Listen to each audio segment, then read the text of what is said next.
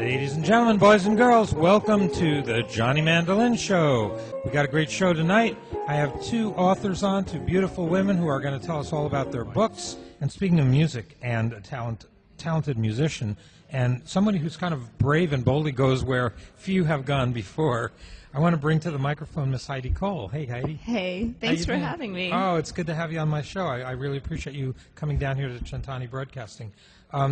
Heidi, you are a very interesting woman. First of all, you're an author, and you've written a book, and I'm holding the book. It's called The Subway Diaries. And you're a musician. You're a professional musician, and you perform in the subways. I am, and I do, yes, much to my family's chagrin. Yes, I do.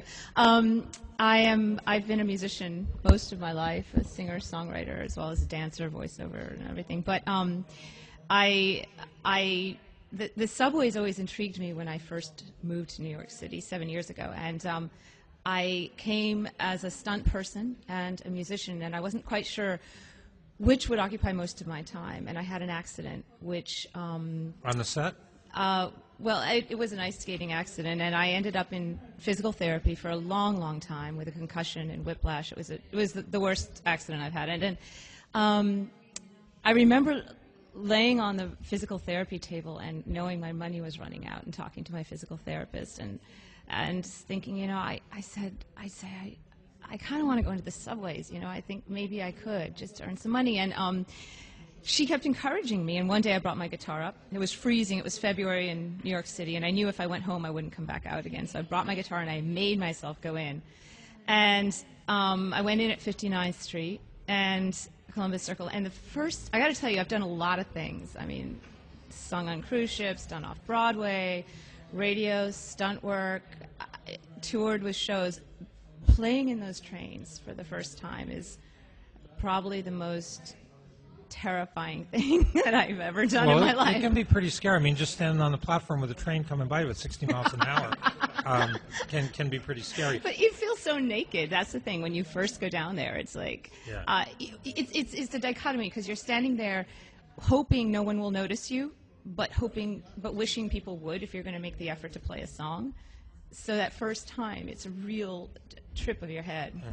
Mm-hmm. And did you play on the train, or did you play on the platform, or on the mezzanine? I have yet to play on a train. I have a good friend of mine who keeps telling me I need to get my train legs and get on the train, but I've yet to. There's a whole chapter in the book on train legs, but I play the platforms primarily. I fell in love with the trains. The first day I went down, people asked me why I play the trains versus singing in clubs or bars, and there's something left me the first day I was down there, and I didn't know what it was, and it left me, and what I was left with when whatever that was left me was a complete sense of abandon and freedom, and that's what made me want to go back. Plus that energy, that exchange of energy you get when you're a musician. So you know, when you play and you have that, it's something you feel, but you can't put words to. When the audience gives and you give, and they and by the end of the book, I realized writing the book, I realized what that was that left me, and it was ego. And when you sing in a shower, for instance, you have no ego. You don't care what people think about you, and you cannot sing on the platforms with your ego. It has to be left, you know, in your apartment, whatever it is, because you can't. And I talk to other musicians about the trains, and if I had my way, I would say every musician needs to go down there at least once for maybe 5 days and see what it's like to perform in a space where no one wants to be there. No one's chosen to be there. They have to be there just to get home or get to work. They don't. It's too cold. It's too hot. It's too noisy. It smells. And see what you're left with as a musician to grab the audience. Absolutely. Well, that is very insightful. And I know I've played a lot of gigs like that where I felt like I was on a subway platform. You know? Now let's talk about your book, because the book is called The Subway Diaries, and obviously is directly related to this. So tell us about it. Yeah. That title, the book, I feel like it just sort of borrowed me for its inception, because I'm a musician. I didn't consider myself an author before this, and when I first went under, the days and the evenings, they were so full of insanity and magic at the same time. And every time I came up above ground, people would say, well, so what happened tonight? What happened tonight? What happened? And I found myself spending so much time explaining and, describing the magic of the day. I would never get home to eat, and I would never get to practice, and I needed to play music. So I started to write it at that point on MySpace. I love your names for the social networking. What was it? InYourFace.com? Oh, I'm just trying to... Anyway, on InYourFace.com. Facebook, MySpace. So I created a blog, and people would read it, and then I had lots of followers globally, and I'd get comments, and I'd also get a lot of hate mail if I took some days off. Like if I was tired and I didn't write, I'd get like, where have you been? What's going on underground?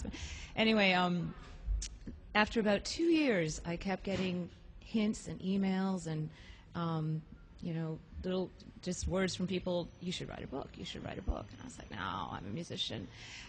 A year of that later, I said, okay, I'll write a book. And my main reason for writing the book was the same reason I wrote the blogs, which was this world changed me. It became my family. It engulfed me in a way that I don't think any community ever has in my entire life. They take care of me. They watch out for me. And I every time I came up on 42nd Street, I would compare that to what we're doing above ground. And it's both my personal journey, of course, but it's also a sociological study of this subculture of musicians and artists down underground, which functions on a completely separate set of rules than we do right now, and it works well. There's no oversight. There's no one saying you should play at this time, you should play at that time, you should stop, you should. I don't think it's covered by the musicians union. So. It's not unionized yet, no. And there's a sense of complete. There's honesty and gratitude. I've had people buy patch cords for me when they wanted my spot. They needed a spot. My patch cord was broken, and someone went up all the way uptown, bought a patch cord, came back, gave it to me, and went and looked for a spot in the rest of the station, things like that. Or give me water on a hot day, watch while I go to the bathrooms. They're just FYI, anyone considering playing in the trains, there are no bathrooms, there's no water, for a girl, it's a lot. Yeah, it's a bit inconvenient. Yeah. Now, and what would you say the weirdest thing is? Did you get anybody giving you something strange or I don't know, threatening you, or a marriage proposal, or what came down? I've had a lot of marriage proposals. They seem to come in waves, like all in one day, or people coming up and kissing me, like 4 or 5 people, random people. Oh my God! And they kiss me. I'm like, okay. Yeah, I got a mini food processor once. Oh, that's nice. Yeah, it was useful. Oh, I have one. I love it. I love to cook. I have one. I get lots of candy. Tons of candy, and I keep it in my case now. People sometimes, it's like a lending library for sweets. So, and weird things. Well, that's every day. But I guess the most recent was I met the Wizard of New York. Yes, he's a fascinating character. Oh, that's really nice. Yeah, it's the whole thing is crazy characters. Yeah, well, the whole subway thing is a whole microcosm of culture, and I'm always reading. I read this interesting book called The Mole People, about people who live in the subway. Right. And also there's another great book. It's called Forgotten New York, where they talk about whole subway stations that have been sealed off and forgotten, and 40, 50 years later they knock it open and here's a station. I am so fascinated by that. I just am so fascinated by subcultures, the old history of New York, everything. And this is one of the last, East Village used to be this way. You could go and art was just oozing up from the sidewalks, and gentrification keeps pushing the artists out, and it's happening faster and faster and faster. And I'm holding my breath and hoping that Walmart doesn't take over the subways, or the subways is one of the last places in New York you as a jazz musician can go down one day and be a jazz musician if you're like, I always wanted to be a rock musician. Let me try it on Tuesday. You can go down and be a rock musician. We were talking about the adventurous things people leave in my case. I think the thing that one of the other things that people are unaware about of the musicians in the subways, they think it's probably a great bohemian, free and easy life, and it is bohemian, and it is free and easy in many ways, but the transit police are a huge part of the Subway Diaries. Yeah, well, and there is no rhyme or reason. I think people ask, well, why do they ticket you or arrest you? Which people say, they arrest you? Yeah, they arrest you. They move you along sometimes, and sometimes they ignore you. And there is really no rhyme or reason for it. Sometimes there's big suites underground where they just clear out all the musicians. And you won't know why, and it'll be because someone needed to further their career, and so they put down they gave the word to do so.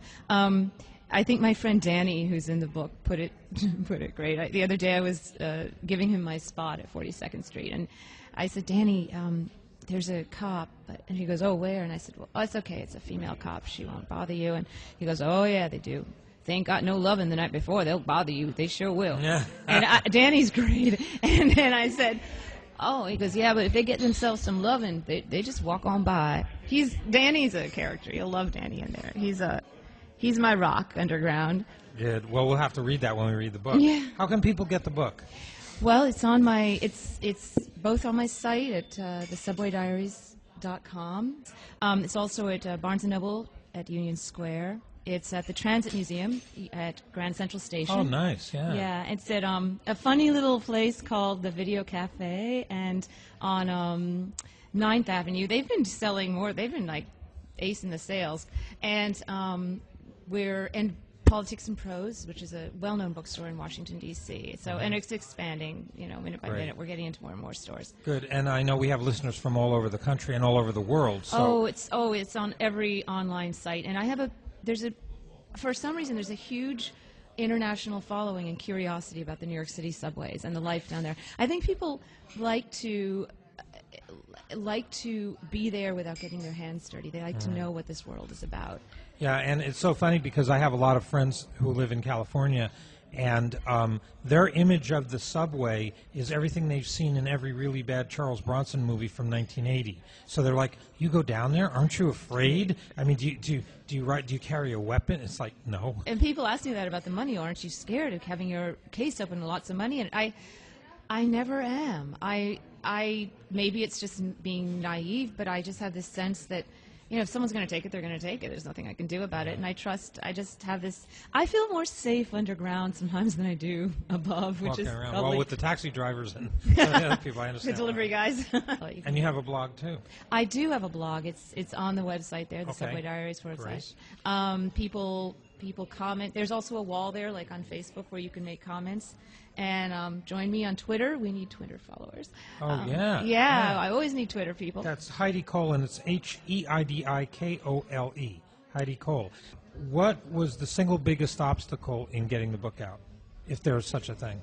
Getting it written or getting it out in your hand. A lot of people wrote books that never came out. I'm talking about I'm holding a book. Finishing a book. Finishing a book.